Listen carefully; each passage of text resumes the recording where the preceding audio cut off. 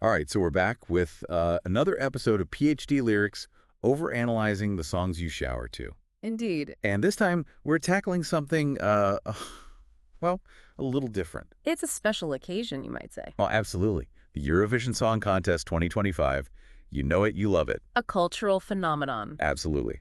And representing Estonia this year, we have, well, the one and only Tommy Cash, Ah, yes. Tommy Cash. A fascinating choice, to say the least. with a song that's, well, raising eyebrows and prompting some serious head scratching. A song titled, intriguingly enough, Espresso Macchiato. So let's dive right in, shall we?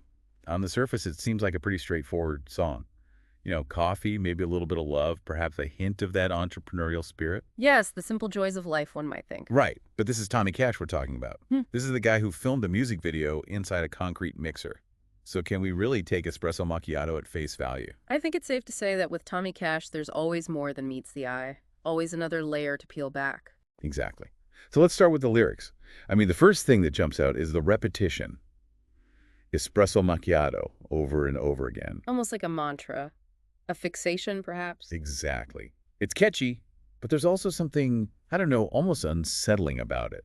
Like it's hinting at something deeper, something maybe even a little obsessive. I think that's a very astute observation. Freud, of course, would have a field day with this. The repetition, the fixation on this particular drink, it could suggest a deeper psychological complex at play. Oh, absolutely. The espresso macchiato, in this context, it's not just a drink anymore. It becomes a symbol, a stand-in for some other desire, some Yeah. unfulfilled need. Precisely. And then we have the other lyrics, the lines about no time to talk, owning this little ristorante, sweating like a mafioso. There's this sense of relentless drive, of ambition bordering on, well, obsession. It's like he's building this persona, this driven workaholic character who's fueled by espresso macchiato, pushing himself to the limit.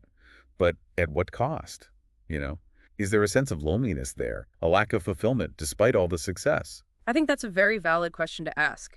And it's a question that the song, perhaps intentionally, leaves unanswered. Right. And then there's the language, the way he mixes Italian with English.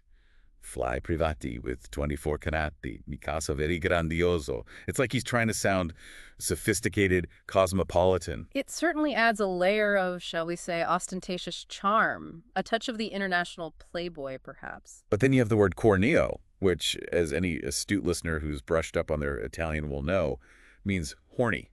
A rather unexpected turn, wouldn't you say? It is, and it completely changes the tone. Suddenly, the espresso macchiato takes on this whole other meaning. It becomes this symbol of desire, of sensual longing. It's as if the song itself is a carefully crafted seduction, layered with hidden meanings and double entendres. And just when you think you've got it figured out, the song ends with this extended la la la section. No words, just pure vocalization. It's a fascinating choice, almost like a deliberate ambiguity, an invitation for the listener to fill in the blanks. Right. Is it a release of tension, a surrender to the absurdity of it all? Or is it a recognition that language itself is inadequate to express the true meaning of the espresso macchiato experience? Perhaps it's all of those things, or perhaps it's something else entirely. That's the beauty of art, isn't it? It invites multiple interpretations. Absolutely. So is espresso macchiato a brilliant social commentary disguised as a pop song? Is it a Freudian fever dream set to music? Or is it just a catchy tune about coffee? We'll let you decide. But one thing's for sure. It's a song that will stay with you long after the last note fades away. A true earworm, worthy of much contemplation and perhaps even a few sleepless nights. Hit that subscribe button for more pretentiously overanalyzed earworms. And tell us in the comments what your interpretation of Espresso Macchiato is. We're dying to know. Espresso Macchiato.